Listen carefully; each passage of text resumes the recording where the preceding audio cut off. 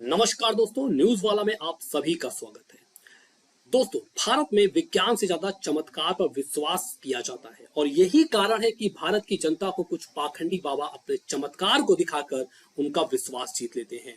फिर यहीं से शुरू होती है पाखंड की कहानी, जिसके लाखों की संख्या में भक्त बन जाते हैं। और भक्त भी कैसे दोस्तों? अंधभक्त जैसे।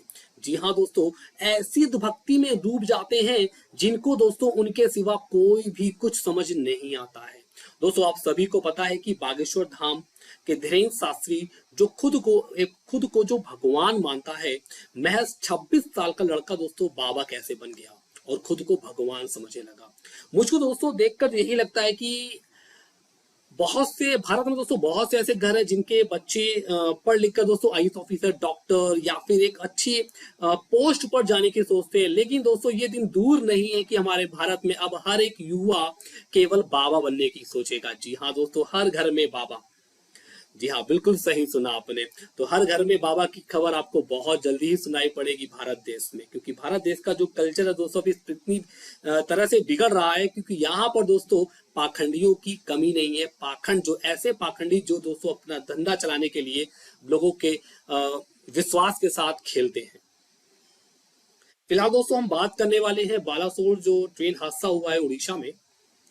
उसमें दोस्तों धीरेन्द्र शास्त्री का इतना वाहियात और मूर्खतापूर्ण बयान आया है जिसको सुनकर आपको हंसी आ जाएगी।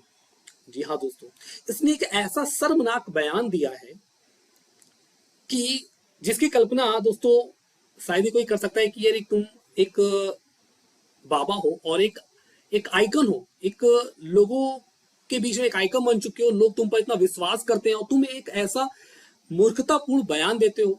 दोस्तों बात यहाँ धीरेन्द्र शास्त्री जैसे पाखंडी की नहीं है, बात यहाँ पर दोस्तों पढ़े लिखे ना समझ हमारे माननीय श्री विदेश मंत्री ने भी एक ऐसे ही मूर्खता भरा और शर्मनाक बयान दिया है। जी हाँ दोस्तों, जहां पढ़े लिखे भी दोस्तों मूर्खता से भरा बयान दे रहे हैं तो वहां पर इन पाखंडियों का क्या कह सकते हैं हम लोग। लेकिन फिलहाल दोस्तों बताता हूँ आपको, धीरेन्द्र शास्त्री ने कहा मुझे इस ट्रेन हादसे के संकेत पहले से ही मिल गए थे। अरे यार, अगर तुम्हें संकेत पहले से मिल चुके थे तो भैया तुम जाके रोक सकते थे, ट्रेन हादसा तुम टाल सकते थे। तो क्या धीरेन्द्र शास्त्री की जितनी भी शक्ति है या फिर बड़ी विचित्र घटना घटी है। हम भगवान बालाजी के चरणों में प्रार्थना करते कि पहली बात तो राष्ट्र में ऐसा कभी कुछ हो ना, सबका मंगल हो गए। और अपने इष्ट हनुमान जी के चरणों में प्रार्थना करते कि दिवंगत आत्माओं को परमात्मा का स्थान प्राप्त मिले और उनके परिवार को इतना डांडस प्राप्त मिले ताकि उनका जो परिवार टूटा है, बिछड़ा है, भगवान जी ऐसी घटना ट्रेन हादसे प्रायः राष्ट्र हितैषी विश्व हितैषी संकेतों का अनुभव होता है, उसके लिए मंगल कामना करते। लेकिन एक बात सुनो, पता होना अलग है, टालना बहुत अलग है। भगवान कृष्ण को भी पता था कि महाभारत होगा पर टाल नहीं पाए। बड़ी विचित्र घटना घटी है। हम भगवान बालाजी के चरणों में प्रार्थना करते कि पहली बात तो राष्ट्र में ऐसा कभी कुछ हो ना, सबका मंगल हो गए। और अपने इष्ट हनुमान जी के चरणों में प्रार्थना करते कि दिवंगत आत्माओं को परमात्मा का स्थान प्राप्त मिले और उनके परिवार को इतना डांडस प्राप्त मिले ताकि उनका जो परिवार टूटा है, बिछड़ा है, भगवान जी ऐसी घटना ट्रेन हादसे प्रायः राष्ट्र हितैषी विश्व हितैषी संकेतों का अनुभव होता है, उसके लिए मंगल कामना करते। लेकिन एक बात सुनो, पता होना अलग है, टालना बहुत अलग है। भगवान कृष्ण को भी पता था कि महाभारत होगा पर टाल नहीं पाए। जो भी इनका भगवान से कांटेक्ट है, क्या केवल इनके दरबार में ही काम आता है? क्या किसी के भविष्य के बारे में ये केवल क्या दरबार में ही बता सकते हैं, जैसा कि बताते हैं पर्चा लिखकर? क्या दरबार के बाहर की होने वाली घटनाओं को ये नहीं जान पाते? अगर जानते हैं तो उनको टाल भी सकते हैं, उनको टाल भी सकते हैं। जरा सोचिए दोस्तों कि इतना मूर्ख व्यक्ति जिसको ट्रेन हादसे में लोगों का दुख भी नहीं दिखा, और उस ट्रेन हादसे में दोस्तों ये व्यक्ति अपना केवल अपना जो अंधविश्वास है फैलाने के लिए कितनी गिरी बातें कर सकता है दोस्तों, कितनी गिरी से गिरी बातें कर सकता है। आपको बता दें दोस्तों, जो ट्रेन हादसा हुआ है उसमें दोस्तों करीबन 270 लोगों की हत्या हुई है। अब उन 270 लोगों की हत्या हुई है, सॉरी की जो उनका मृत्यु हुई है, सॉरी, ठीक है, मृत्यु हुई है ट्रेन हादसे में, ठीक है ना, मृत्यु हुई है, तो उसमें से न जाने ऐसे कितने लोग होंगे जो दोस्तों धीरेन्द्र शास्त्री के भक्त भी होंगे। तो जब उनके भक्त हैं तो क्या भक्त आवाज नहीं लगा सकते थे अपने भगवान को कि भगवान मुझे बचा लीजिए, ऐसी घटना होने वाली है, ऐसा घटना हो गई है। तो क्या धीरेन्द्र शास्त्री बैठकर अपने भक्तों को फोन नहीं लगा सकते थे कि आप मत जाइए वहां पर, ऐसी घटना होने वाली है। दोस्तों केवल एक पाखंड फैला रखा है, एक अंधविश्वास फैला रखा है लोगों के बीच में। आपको बताऊं दोस्तों, फिलहाल अभी उसने दोस्तों बयान ऐसा दिया है कि बड़ोदरा में आयोजित एक दिव्य दरबार सजा था, जिसमें धीरेन्द्र शास्त्री ने कहा कि यह घटना बेहद दुखद है और हम सबसे पहले शीघ्र स्वस्थ लोगों के शीघ्र स्वस्थ होने की प्रार्थना करते हैं। अच्छी बात है, ये तो बातें करते रहते हैं, लेकिन दोस्तों उसने मीडिया के एक सवाल पूछने पर एक ऐसा शर्मनाक जवाब दिया। उसने कहा कि अनिष्ट हो, जब भी कहीं अनिष्ट होने वाला होता है उसके संकेत हमें पहले से मिल जाते हैं। इसके बारे में जानना एक अलग बात है, इसको टालना एक अलग बात है। उसने दोस्तों यहां तक भी कहा कि महाभारत भी श्री कृष्ण को पता थी कि होगी, महाभारत होगी श्री कृष्ण को भी पता थी, लेकिन श्री कृष्ण उसको नहीं रोक पाए।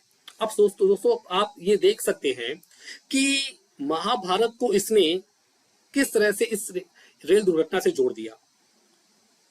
इस मूर्ख को यह नहीं पता है कि महाभारत एक धर्म युद्ध था। अगर दोस्तों महाभारत ना होती तो कौरवों का जो वर्चस्व था वो बढ़ता जा रहा था और पांडवों का नहीं बढ़ रहा था। पांडव अपने वर्चस्व को पाने के लिए उन्होंने महाभारत युद्ध लड़ा, जिसमें उनकी विजय हुई। तो यहां पर दोस्तों कृष्ण को पता होने की बात और इसको टालने की बात, ये तो दोस्तों एक मूर्ख व्यक्ति कर सकता है, जैसा कि धीरेन्द्र शास्त्री कर रहा है। तो आप सभी जानते हैं कि किस तरह से लोगों को वलगड़ा रहा है और मीठी मीठी बातों से दोस्तों अंधविश्वास फैला रहा है। आपको बताएं दोस्तों कि हरिशंकर वर्मा जो कि रेल के एक बहुत बड़े अधिकारी हैं, उन्होंने दोस्तों 9 फरवरी को ही एक लेटर भेजा था, एक एप्लीकेशन भेज दी थी। उन्होंने कहा था कि भैया यहाँ पर सिग्नल सिस्टम में बहुत बड़ी प्रॉब्लम है और इंटरलॉकिंग सिस्टम में भी बहुत बड़ी प्रॉब्लम है, दुर्घटना कभी भी हो सकती है। लेकिन हमारी सरकार ऐसे मुद्दों को मोड़ देती है, ऐसे मुद्दे उनके पास नहीं टिकते हैं दोस्तों। वो केवल क्या है, अपनी रोटी सेकते हैं। और इन धीरेन्द्र शास्त्री जैसे लोगों को पाल रखा है कि भैया आप जाओ और लोगों के बीच हमारी वाहवाही करो, हमारा पब्लिसिटी करो। दोस्तों आपको बता दूं मैं, देखिए दोस्तों, जो भी बातें मैंने बोली है और इस वीडियो के माध्यम से मैं किसी भी लोगों की भक्ति और किसी भी धर्म जाति पर को ठेस पहुंचाने मेरे को उद्देश्य नहीं है। लेकिन दोस्तों उद्देश्य मेरा केवल ये कि जागरूकता का, कि यार जागो, ओके, जागो, अंधविश्वास से जागो। आप सभी को पता है कि हमारे देश में बाबाओं की अगर संख्या की बात की जाए, कितने बाबा हैं दोस्तों? निर्भर बाबा हैं, बाबा रामदेव नहीं, निर्भर बाबा हो गए, राम रहीम हो गए, आशा राम बापू हो गए। कितने बाबा हैं दोस्तों? एक और बाबा है नित्यानंद, जिसमें अपना खुद का एक कैलासा एक स्टेट बसा लिया है, ऐसा कहा जाता है, बल्कि ये एक तरह से अभी पूरी तरह से कंफर्म नहीं है। दोस्तों ऐसे बाबा हुए हैं जिन्होंने केवल हमारी भोली भाली जनता के साथ दोस्तों विश्वासघात किया है, और न जाने उनके ऊपर कितने दोस्तों गंभीर आरोप लगे हैं। दोस्तों बात यहां पर केवल भारत की नहीं है, बात यहां पर दोस्तों अन्य देशों की भी है। अन्य देशों में भी दोस्तों हर जगह पाखंड फैला हुआ है, चाहे वो क्रिश्चियन हो गया, चाहे वो मुस्लिम हो गया, दोस्तों हर जगह ऐसा पाखंड फैला हुआ। आपको बताओ दोस्तों, जैसा कि आप मेरा एक वीडियो मेरा देखेंगे इस चैनल पे पड़ा हुआ है, केन्या में दोस्तों इसी प्रकार से एक घटना हुई थी। एक पादरी ने दोस्तों लोगों के विश्वास के साथ इतना बुरा खेल खेला, उसने कहा कि मैं आप सभी को यीशु से मिलवाऊंगा, आप खाना पीना छोड़ दो।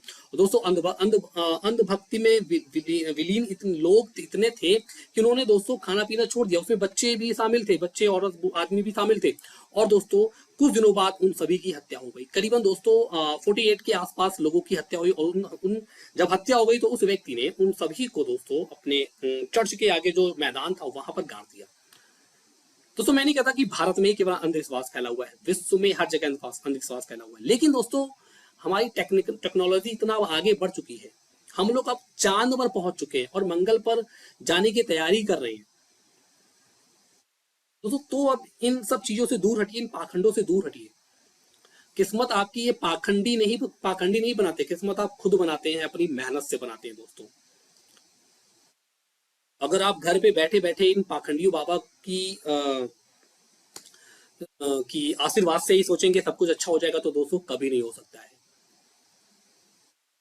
तो फिलहाल दोस्तों मैं बस इतना ही कहना चाहता हूं कि धोखेधड़ी और अंधविश्वास से दूर हटिए, पाखंडियों से दूर रहिए। और अगर आपके घर में जो भी महिला है, जो भी पुरुष है, अगर ऐसे पाखंडियों पर विश्वास करता है तो उसको समझाइए, उसको उनकी असलियत बताइए कि ऐसा नहीं है। ओके, तो फिलहाल दोस्तों अगर वीडियो सही लगा और अच्छा लगा दोस्तों तो प्लीज कमेंट करिएगा, और बाकी आप हमारे चैनल को सब्सक्राइब जरूर करिएगा। Okay, thank you.